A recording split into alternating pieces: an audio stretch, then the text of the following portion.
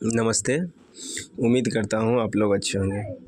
बिहार सरकार के द्वारा रजिस्ट्री को लेकर नए साल में कुछ अपडेट लाए हैं, जिसमें यह एक अपडेट बहुत ही अच्छा अपडेट है, जिससे दाखिल खारिज तो बंद ही हो जाएगा। दाखिल खारिज अप्लाई करने की ज़रूरत ही नहीं पड़ेगा।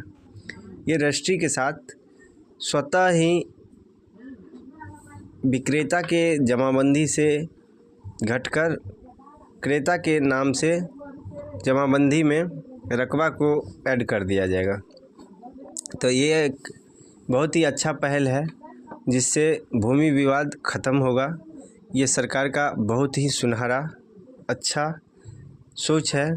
तो चलिए एक आर्टिकल को दिखाते हैं, जिसके माध्यम से आपको पता चलेगा कि इसमें क्या अपडेट आया है कि ज़मीन की खरीद बिक्री होने पर तत्काल घटेगा रकबा, आवेदन की कोई ज़रूरत नहीं होगा।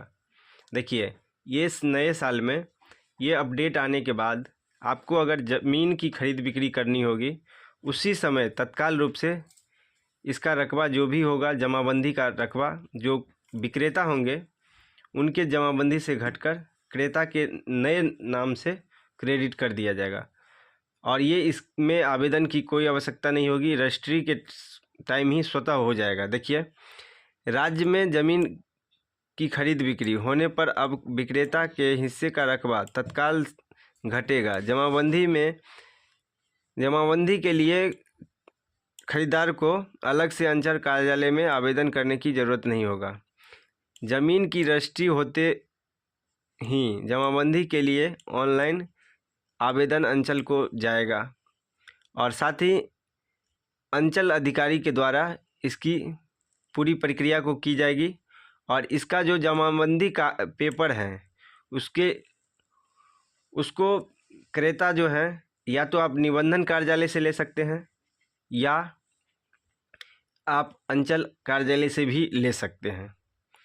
और इस योजना को, इस प्रक्रिया को पायलट प्रोजेक्ट के तहत इसको किया जाना चालू करने वाले हैं, जो कि पटना ज़िले के कुछ निबंधन प्रोजेक्ट के तहत इसको किया जाना चालू करने वाले हैं, जो कि पटना ज़िले के कुछ निबंधन, मुजफ्फरपुर के कुछ निबंधन कार्यालय होंगे। इनके साथ ये पायलट प्रोजेक्ट को चालू किया जाएगा और आगे अगर सही रहा तो पूरे राज्य में ऑटोमेटिक चालू हो जाएगा। और इस प्रक्रिया में जब अंचल कार्यालय के पास कोई रिकॉर्ड दुरुस्त नहीं है, उस स्थिति में विक्रेता को वो नोटिस करेंगे। अगर जमाबंदी में संयुक्त खाता है, जमाबंदी में रकबा शून्य है, या प्लॉट में कुछ डिफरेंट है, अंतर है, या जमाबंदी के नाम में कुछ गलत है, अशुद्धियां हैं, तो इस सब के समय विक्रेता को नोटिस करेंगे और उन्हें नोटिस करने के बाद उन्हें सुधार करवाने की ज़रूरत होगी और वो सुधार कराएंगे, वो पेपर देंगे, उस हिसाब से आगे की प्रक्रिया की जाएगी। और देखिए, नई व्यवस्था क्यों लागू ज़रूरी है।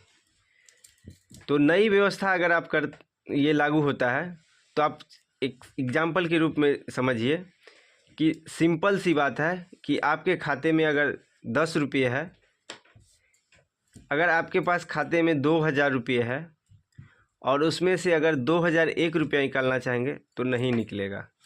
समस्या यही सॉल्व होता है कि अगर आपके जमाबंदी में 10 कट्ठे ज़मीन है तो 10 कट्ठा एक धुर आप नहीं बेच सकते हैं। तो इस प्रक्रिया को आने के बाद यही होगा। देखिए, 10 कट्ठा ज़मीन है आपके जमाबंदी में और आप 2 कट्ठा बेच लेते हैं, तो क्रेता के, इससे पहले क्या होता था कि क्रेता के नाम से तो क्रेडिट हो जाता था, लेकिन आपके नाम से डेबिट नहीं होता था।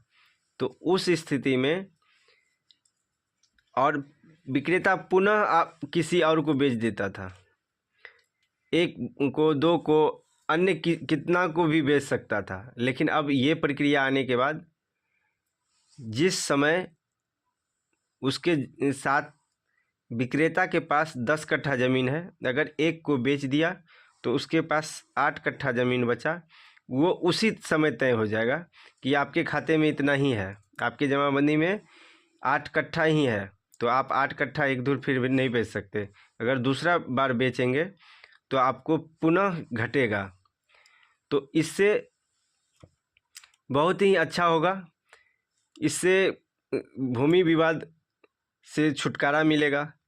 और बिहार में सबसे बड़ा समस्या भूमि विवाद ही है, और भूमि विवाद के चलते ही जो भी विवाद आगे बढ़ता है वो विवाद होता है। तो समझिए, ये सरकार बहुत ही अच्छा सोचकर ये ला रहे हैं, और ये अच्छा चला तो समझिए बहुत सारा चीज़ अच्छा हो जाएगा। भूमि विवाद, अन्य विवाद भी इससे जुड़े होते हैं और वो भी ख़त्म होंगे। तो उम्मीद करता हूँ ये इन्फॉर्मेशन आपके लिए अच्छा हुआ होगा। अगर थोड़ा भी अच्छा हुआ होगा तो वीडियो से जुड़ जाइएगा, चैनल से जुड़ जाइएगा, ताकि कोई भी ऐसी अपडेट आए तो आप तक ससमय पहुँच सके।